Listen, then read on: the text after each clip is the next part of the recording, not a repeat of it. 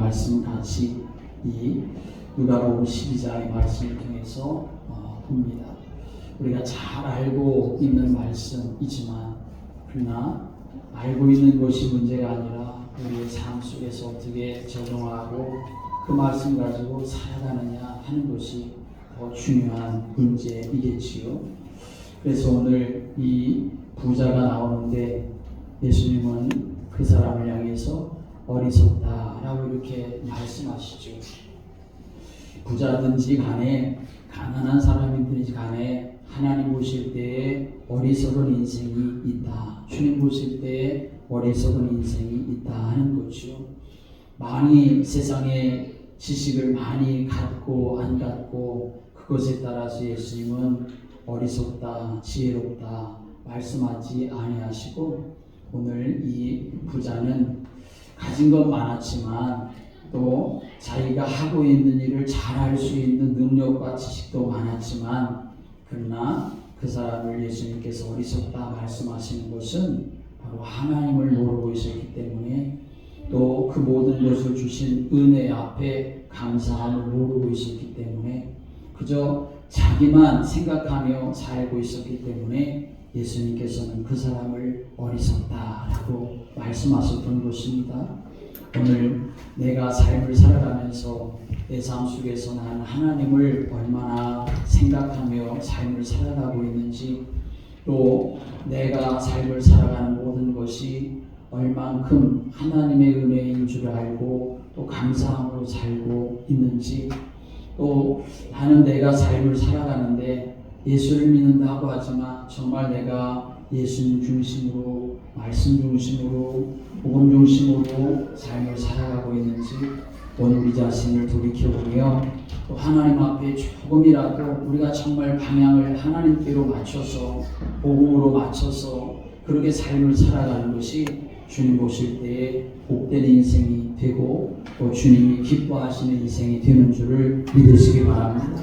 하나님은 하나님의 자녀가 하나님의 은혜에 감사함으로 살아가는 것을 기뻐하시죠. 이것은 예수 믿는 사람들에게 있어서 가장 정상적인 마음인 것이고 또 가장 정상적인 삶이 되는 것입니다.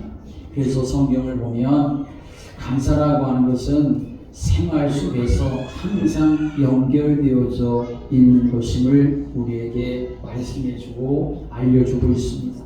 예배도 감사가 연결되어져 있어야 하는 것이죠. 골로새서 3장 16절의 말씀 보면 시와 찬송과 신령한 노래를 부르며 감사하는 마음으로 하나님을 찬양하고 라고 말씀하고 있습니다. 우리가 하나님 앞에 예배할 때에 우리가 하나님 앞에 찬송도 하고 우리가 하나님 앞에 말씀도 듣지만 중요한 것은 내가 나를 구원하시고 나를 자녀 삼아주신 그 은혜에 감사한 마음으로 하나님 앞에 예배하는 자가 되어야 하는 것이죠. 기도하는 것도 감사와 연결되어야 합니다. 빌립보서 4장 6절의 말씀 보면 아무것도 염려하지 말고 다만 모든 일에 기도와 간구로 너희 구할 것을 감사함으로 하나님께 아뢰라. 그리하면 모든 지각에 뛰어나신 하나님의 평강이 그리스도 예수 안에서 너희 마음과 생각을 지키시리라 라고 말씀했습니다. 기도도 뭐와 연결되어야 되느냐? 감사와 연결되어야 한다는 거죠. 우리는 기도할 때 하나님 앞에 무슨 청구서를 그렇게 하나님께 드리듯이 그렇게 기도하지만 그러나 정말 하나님 앞에 우리는 먼저 나를 구원하신 하나님 앞에 감사해야 되고 내 삶 속에 지금도 함께 하신 하나님 앞에 감사해야 되고 내가 지금 염려할 만한 일들이 있고 내가 지금 고통스러워하는 일이 있지만 그것까지도 모두 다 하시며 모든 일이 합력하여 선을 이루어 가실 것을 믿는 믿음으로 감사하며 하나님 앞에 기도할 때에 하나님께서는 그리스도 예수 안에서 우리 마음과 생각을 지키시는 역사가 일어나는 줄 믿습니다. 어려움과 고난 속에서 염려되고 걱정되는 일들 속에서도 하나님이 마음을 지켜주시면 되는 것이지요. 그런데 우리의 마음이 하나님 지켜주시지 아니하시면 산산조각나게 되는 것이고 무너질 수밖에 없는 것이지요. 하나님이 지키시는 그런 삶이 되고 마음이 되시기를 주님의 이름으로 축복합니다. 삶도 하나님 앞에 감사함으로 항상 연결되어져야 합니다. 특별히 우리의 삶을 살아가는 것이 어찌 기쁜 일만 있고 즐거운 일만 있겠습니까? 어찌 잘 되는 일만 있겠습니까? 사실은 우리의 삶 속에 모든 일들을 보면 기쁨과 즐거움도 있지만 때로는 겪어내야 될 고난도 있고 그리고 또 당해야 할 만한 그런 아픔도 많이 있지요. 그러나 그런 중에도 우리는 항상 어떤 것과 연결되어야 되냐면 감사함으로 연결되어지는 삶이 되어야 합니다. 다니엘이 바로 그런 대표적인 사람이었습니다. 다니엘은 이제 남유다 나라가 바벨론에 망하게 되었을 때에 바벨론의 포로로 소년 때에 끌려간 사람 아닙니까? 그 어린 나이에 포로로 끌려갔습니다. 물론 그가 그런 어린 나이 때부터 물론 그 이전 유다 땅에 있을 때부터 하나님을 경외하는 믿음을 가졌기 때문에 신실한 믿음을 포로로 잡혀가서도 끝까지 지켜나갔기 때문에 하나님 주신 은혜가 있었고 하나님 주신 지혜가 있었지요. 그래서 그는 정말 그 바벨론 왕 느부갓네살부터 시작해가지고 그 이후의 왕 벨사살 왕 그리고 바벨론 나라가 망하고 메대 바산 나라가 들어서서 다리오 왕이 있을 때까지 그때까지도 이 바벨론과 다니엘과 그의 친구들은 하나님의 은혜를 더 믿는 그런 삶을 살아갔습니다. 그러나 그들이 항상 그들 앞에 좋은 일만 있었던 것은 결코 아니었죠. 다니엘이 포로로 잡혀온 주제에 왕의 신임을 받아가지고 그 모든 나라의 그 왕 다음으로 다리오 왕 다음으로 나라를 다스리는 그러한 권세를 갖게 되었을 때에 그 나라의 신하들이 이 다니엘을 몹시도 신뢰하고 질투하게 되었지요. 그래서 바벨론을 죽이려고 하는 덫을 놓게 된 것을 우리가 알 수 있지 않습니까? 그런데 다니엘은 어떻게 했습니까? 내가 하나님 앞에 기도하는 것을 절대로 멈출 수가 없었지요. 하나님 앞에 감사하며 기도하며 살던 삶을 다니엘은 자기가 지금 시기를 당하고 질투 가운데 놓여있고 자기를 죽이려고 하는 올무가 앞에 놓여져 있는 것을 알면서도 다니엘은 어떻게 했습니까? 하나님 앞에 기도하기를 쉬지 않는 감사함으로 하나님 앞에 기도하기를 쉬지 않는 삶을 살았던 것을 성경 우리에게 증거하고 있습니다. 그래서 다니엘서 말씀에 보면 다니엘이 전에 그가 하던 대로 예루살렘을 향한 창을 열어놓고 하루 3번씩 하나님 앞에 감사하며 기도했다라고 말씀합니다. 전에 하던 대로라고 하는 것은 지금만 하고 있었다는 것이 아니지요. 다리오 왕 임금 왕이 되었을 그때만 했다는 것이 아닙니다. 포로로 잡혀오기 전부터 시작해서 느부갓네살 왕을 이어서 벨사살 왕을 이어서 지금 다리오 왕이 되었던 그 때까지 계속해서 이 다니엘은 하나님 앞에 감사하며 기도하는 삶을 끊임없이 살아왔다는 것이죠. 여러분, 우리의 삶 속에서 항상 놓치지 말아야 될 것이 무엇인가? 예배 속에 있든지 기도 속에 있든지 우리의 삶이 때로 즐겁든지 때로는 고난과 어려움을 만나는 때가 있든지 간에 하나님은 선하신 줄을 믿고 하나님 우리의 인생 속에 하나님이 가진 계획이 있음을 믿고 하나님 앞에 모든 것을 감사함으로 가지고 나아갈 수 있는 성도들 되시기를 주님의 이름으로 축복합니다. 감사할 때 하나님이 역사하시고 성령이 역사하시게 되는 것이죠. 우리 안에 참 평안함을 주실 수가 있게 되는 것입니다. 그러나 감사함을 놓쳐버리면 그 감사함의 자리에 원망과 불평과 시기와 질투와 미움이 가득 차게 되어지고 사단이 역사하는 인생으로 전락할 수밖에 없는 것이죠. 그래서 오늘 우리는 이 말씀을 통해서 먼저는 우리가 하나님을 기억하고 또 하나님 앞에 감사함으로 나아가는 믿음의 성도가 되어야 함을 오늘 말씀 속에서 우리는 깨닫고 그러한 성도로 삶을 살아가야 하겠습니다. 오늘 말씀 오면 예수님께서 말씀을 전하시는 중에 어떤 한 사람이 예수님께 찾아와 질문을 합니다. 선생님, 내 형에게 명하여 유업을 나와 나누게 하소서라고 예수님께 부탁을 하죠. 여러분, 예수님께 나와서 예수님께 부탁하지 못할 만한 일이 무엇이 있겠습니까? 그런데 오늘 이 사람이 예수님께 나왔을 때의 그 마음은 정말 하나님의 은혜 사모하고 예수님을 사모하는 그런 마음으로 주님 앞에 나오지 못했음을 오늘 우리는 볼 수 있습니다. 오늘 여러분 이 자리에 나와서 예배할 때 우리는 다른 건 다 오늘 이 시간에 다 저리 치더라도 정말 내가 하나님의 은혜 받아야 되겠다. 하나님의 말씀이 내 심령, 내 영혼 깊은 곳에 내가 뿌리 내려져 가지고 내가 하나님과 동행하는 사람이 되어야 되겠다고 하는 그런 믿음의 중심으로 하나님 앞에 예배할 수 있게 되기를 주님의 이름으로 축복합니다.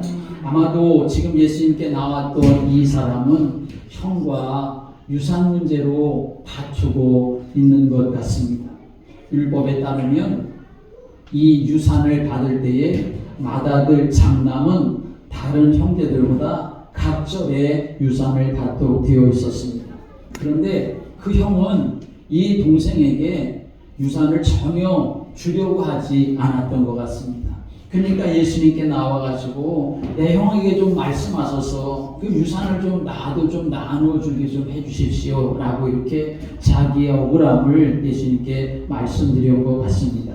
그런데 예수님께서는 이 사람의 요청에 대해서 별로 관심이 없으신 것처럼 말씀하십니다.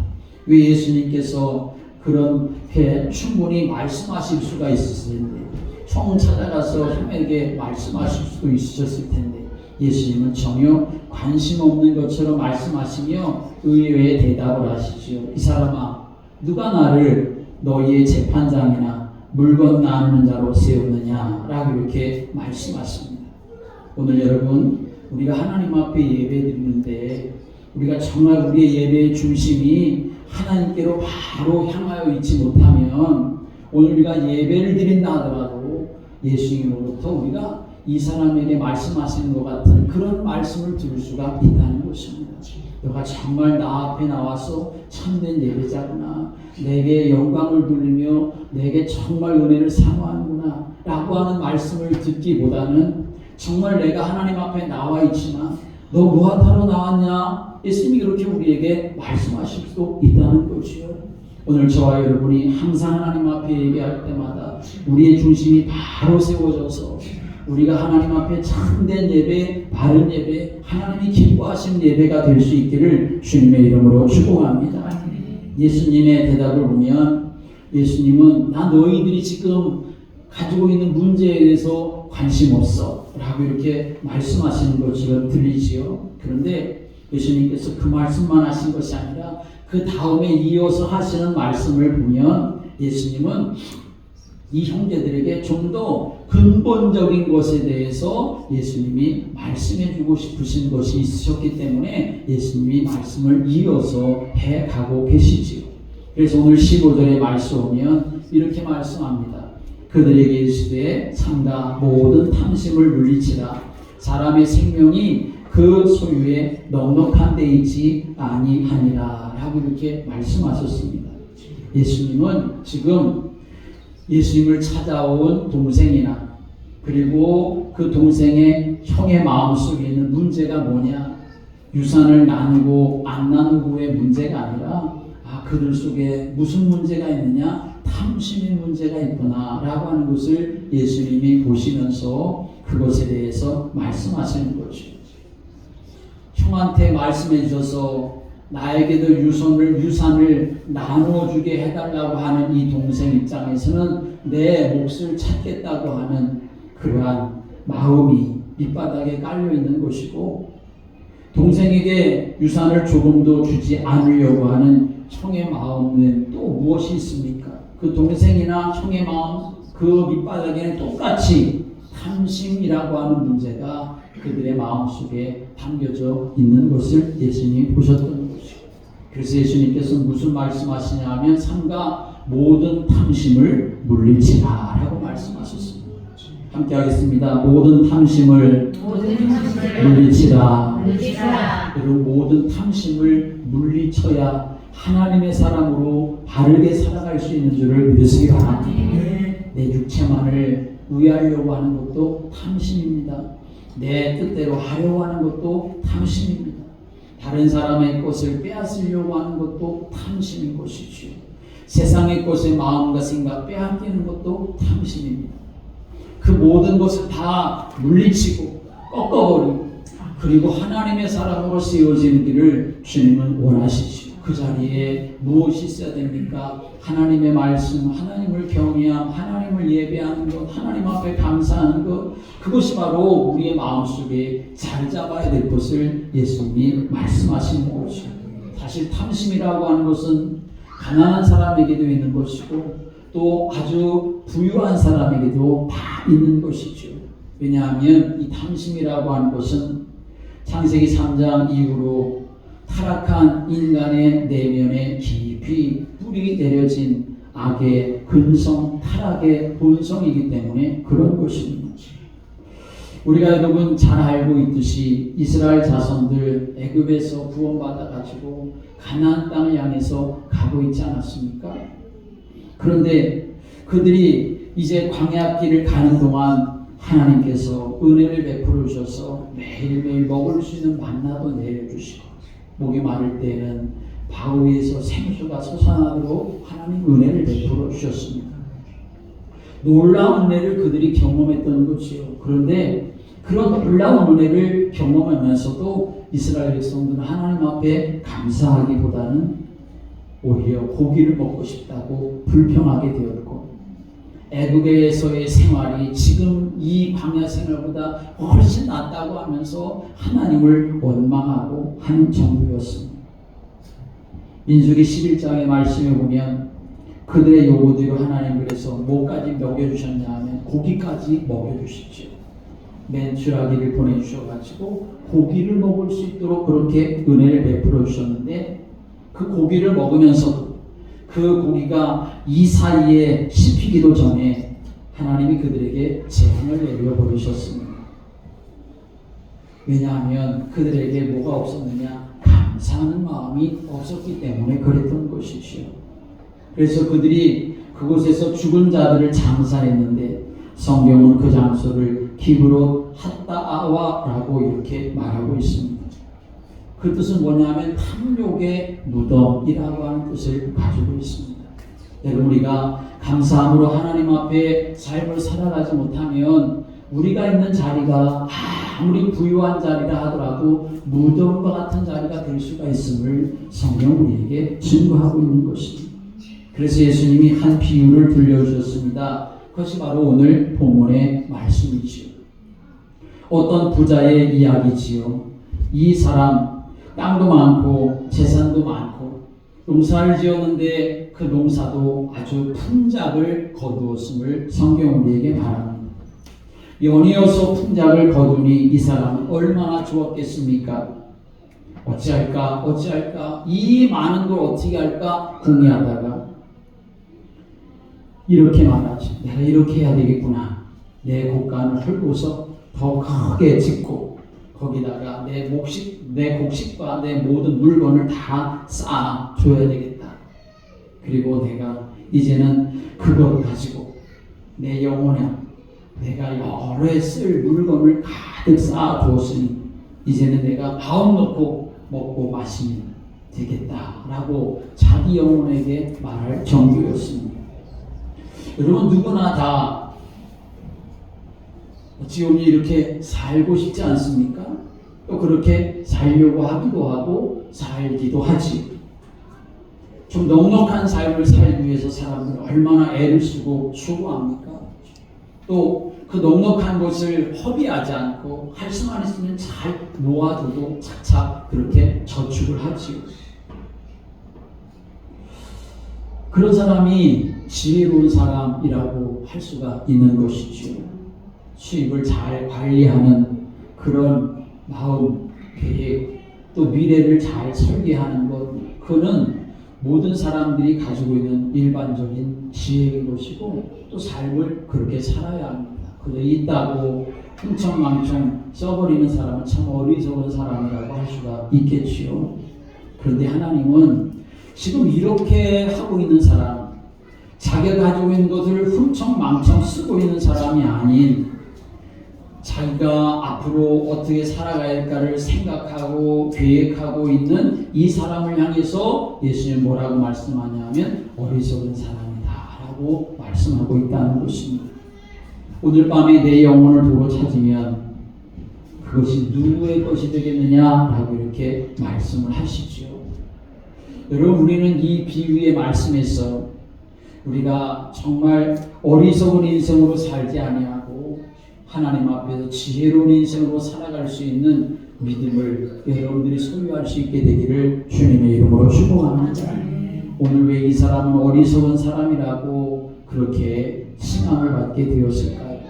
밭의 소출은 넉넉했지만 그러나 그 사람은 탐심으로 가득했을 뿐만 아니라 하나님께 감사함이 없었기 때문에 하나님을 알지 못하고 하나님을 기억하지 못했기 때문에 그래서 결국은 이 사람이 어리석은 사람으로 그렇게 예수님에게 말을 듣게 되었던 것이죠. 오늘 이 부자는 밭에서 풍성한 소출을 거두지 않았습니까? 얼마나 많이 거두었든지 저장할 곳간이 부족할 정도였지요. 그래서 내가 쌓아둘 곳이 없으니 어찌할까라고 그렇게 생각할 정도였습니다.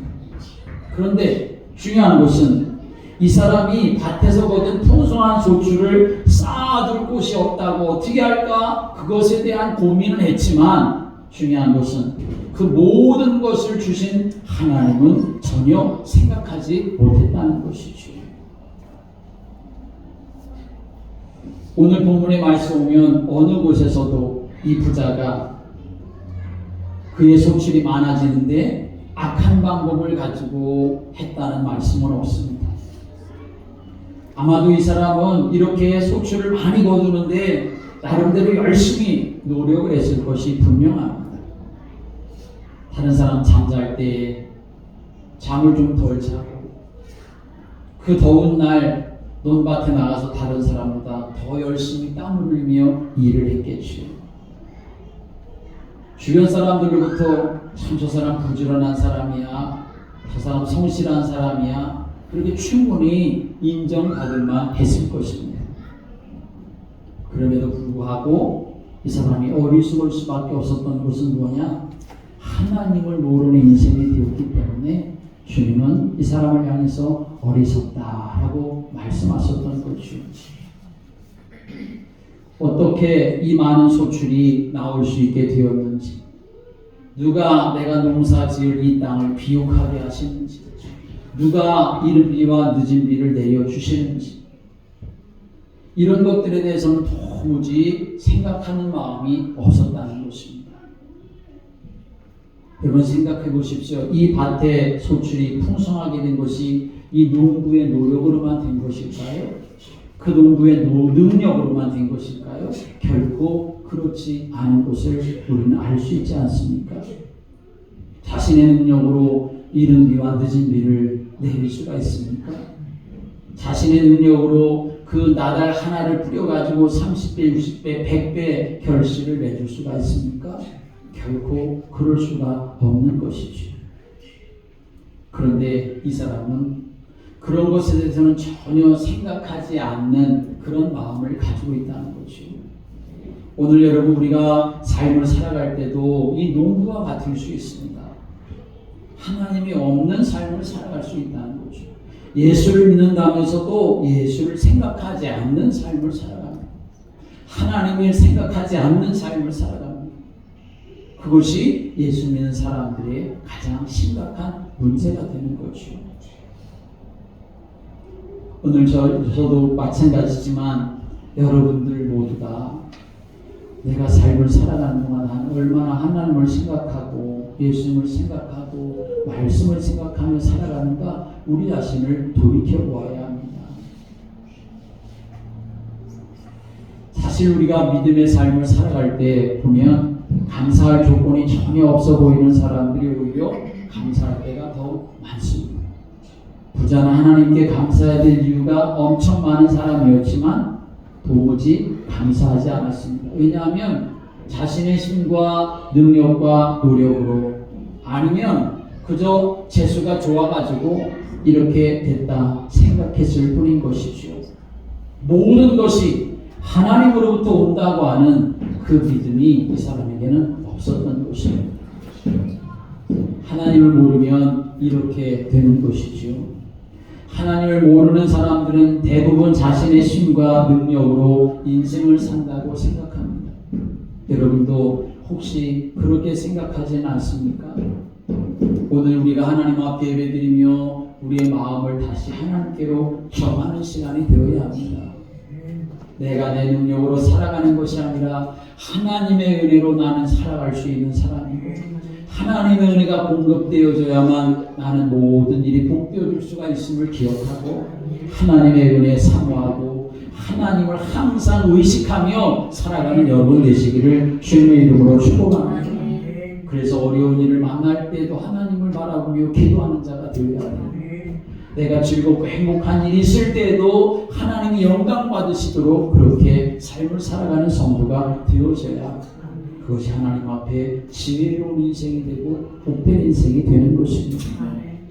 오늘 두 번째로 또 이 사람은 너무나 자기 중심적이고 그리고 이기적이었기 때문에 감사함도 다 잊어버리는 그런 어리석은 사람이 될 수밖에 없었던 것이죠.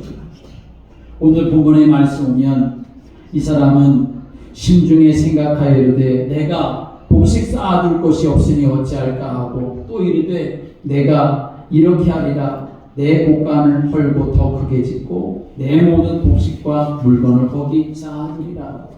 오늘 여기에 말씀 보면 내가 라고 하는 말이 계속되는 것을 우리가 알 수 있죠. 여러분 이것은 무엇을 말하는 것입니까? 이 부자의 관심은 오로지 자기 자신밖에는 없었다는 것을 말하는 것입니다. 이 부자는 다른 사람에 대해서는 털끝만큼 주의를 기울이지 않았습니다. 오로지 자신의 필요, 자신의 미래 거기에만 모든 관심이 있었습니다. 내가 어찌할까 궁리하지만 내가 이렇게 하리라 마음 먹었지만 그 결심 모두가 다 자기 자신만을 위한 것이었습니다. 왜 우리 인생이 하나님을 떠나서 그렇게 영원한 멸망의 길로 들어서게 되었습니까? 자기 자신만을 생각했기 때문에 그렇습니다. 내 눈이 밝아질 것처럼 생각되었기 때문에 내가 하나님처럼 되지 않을까 생각되었기 때문에 하나님의 말씀을 생각하기보다는 하나님 주신 사명을 생각하는 것보다는 그저 나 자신이 잘 되는 것 자기 중심으로 빠져버렸기 때문에 우리 인생이 그렇게 멸망과 타락의 길을 걸어갈 수밖에 없었던 것이죠. 이 사람은 부자였고 농사도 잘 짓고 밭에 풍성한 소출을 거두었지만 그러나 그 모든 것이 전부 다 어디에 방향 맞춰져 있었느냐? 자기 자신에게 방향 맞춰져 있었다는 것입니다.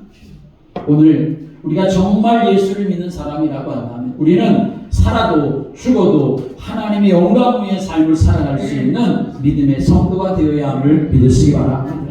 하나님 우리를 그렇게 불러주신 것입니다. 나라는 벽을 뛰어넘지 못하고 이웃을 보지 못하는 인생, 하나님을 바라보지 못하는 인생, 주의 영광을 바라보지 못하는 인생이라면 그 사람 아무리 많이 배운 사람이라도 아무리 많은 것을 수료한 인생이라도 하나님 보실 때는 어리석은 인생이 될 수밖에 없다는 것입니다. 오늘 저와 여러분이 하나님을 향해서 이 세상 구원을 향해서 우리가 마음의 중심을 가지고 나의 모든 삶을 또 하나님 앞에 드릴 수 있는 믿음의 성도들, 지혜로운 인생 사는 성도들 되시기를 주님의 이름으로 축복합니다. 또 이 사람의 어리석은 이유는 감사함이 없었고 하나님도 모르고 자기 중심적인 것뿐만 아니라 더 중요한 것은 이 영생에 대하여서 내세에 대해서 전혀 관심이 없었다. 그래서 어리석은 인생이었다는 것입니다. 이 사람은 그저 내 영혼아 평안히 쉬고 먹고 마시고 즐거워하자, 이 세상의 것에만 전부로 삶을 살아갔기 때문에 그래서 이 사람은 어리석은 인생이 될 수밖에 없었던 것입니다. 오늘 여러분, 오늘 우리가 하나님 앞에 예배드리는 이 시간, 영혼을 준비하는 시간인 줄을 믿으시기 바랍니다.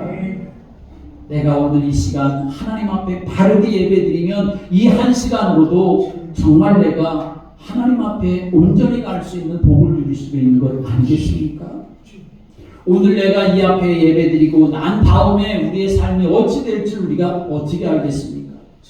그런데 오늘 이 예배가 하나님 앞에 드려지는 예배가 되지 못했다고 한다면 나는 하나님 앞에 진정으로 갈 수 있는 자가 될 수 있을까요?